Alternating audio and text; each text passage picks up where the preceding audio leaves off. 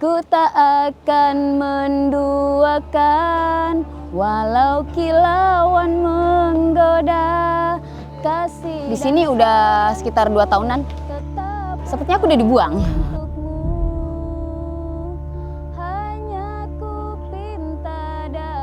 Ya happy di rumah ya. Kalau di rumah kan bebas gitu. Kalau misalnya di sana kan kayaknya kayak masalah tuh hilang semua gitu.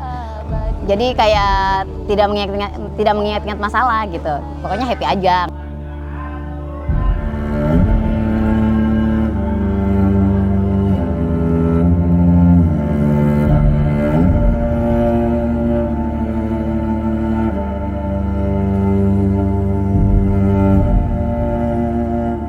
Nama saya Vika Indrawati. Saya lahir tanggal 1 Oktober 1979. Dan 1 Oktober itu Hari Kesaktian Pancasila. Aku dinamain Vika, terus nama aku tengahnya Indra.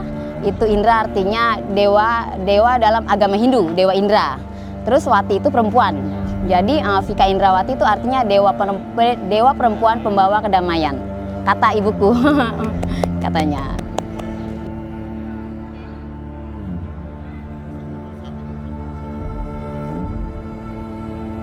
Di sini kalau misalnya Senin sama Jumat kita mengaji, itu ngajinya baca Yasin, terus sama ada qosidahannya.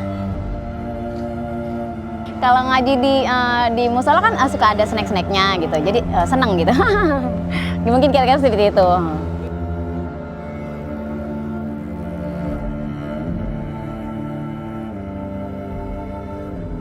Sekarang Vika memang dia lebih ke arah halusinasi. Saat ini mungkin bagus, koordinasi bagus. Kadang-kadang nanti dia tidak bisa menahan emosinya, dia akan timbul emosi sendiri gitu. Halusinasi, marah-marah sendiri seperti itu. Kalau buat sekarang Vika ya 60% kalau bagi saya mengamatinya dari segi komunikasinya ya. Komunikasinya terus emosinya ya, kebersihannya seperti itu. Vika itu bakat itu benar-benar lama, kalau lagi santai ya, lagi TAK, terapi aktivitas kelompok, mereka bermain, bernyanyi, kegiatan ngikut mau, terus keterampilan merajut mau Vika itu sebenarnya. Bagus lah untuk kalau saat ini 60% lah deh. Ya, ngerajut kain itu seminggu itu sekitar 3 kali. Untuk hasil rajutannya itu keset sama yang buat panci panas.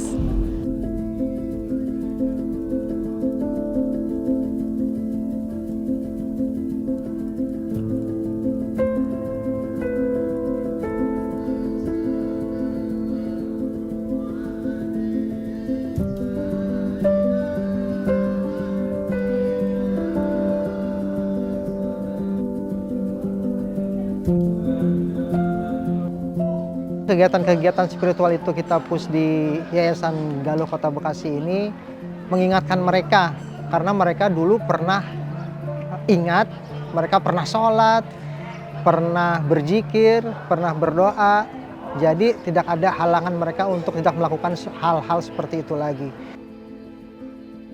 Mereka itu punya Tuhan, punya Allah, dan mereka berdoa agar mereka mempunyai kesembuhan serta kesehatan secara lahiriah ke depannya dan secara batiniah.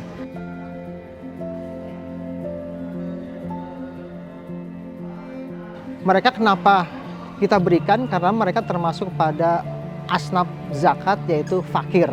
Jadi mereka itu orang-orang yang nggak punya pekerjaan, yang mungkin bisa kita perhatikan lebih jauh lagi, bukan hanya support untuk sandang pangan, tetapi kita memberikan keterampilan sehingga mereka setelah sembuh, setelah sehat, mereka bisa kembali ke keluarganya, dan keluarganya bisa menerima mereka, dan masyarakat juga istilahnya tidak ada stigma di masyarakat bahwa orang-orang yang mempunyai penyakit disabilitas mental itu harus dijauhkan, tetapi tetap harus dirangkul. Walaupun mereka nggak bisa sembuh, tetapi istilahnya mereka itu mempunyai keterampilan ketika mereka keluar dari panti rehabilitasi yang kita bina ini.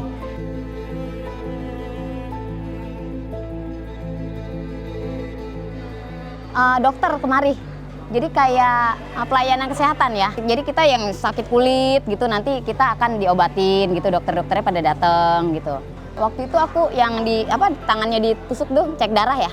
Cek darah sama ini ya, apa sih? Tensi ya? Iya, sama tensi. Ya. Kita jadi tahu gitu ya, bagaimana perkembangan kesehatan kita gitu kan. Kalau misalnya tanpa itu kan kita nggak tahu kan.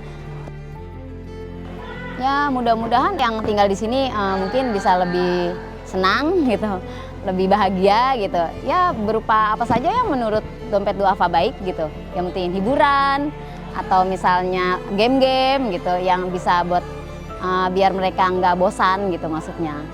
Doa teman-teman di sini ya mudah-mudahan mereka bisa cepat pulih, lalu diterima di masyarakat, dan juga tidak menyusahkan keluarga mereka gitu mungkin ya.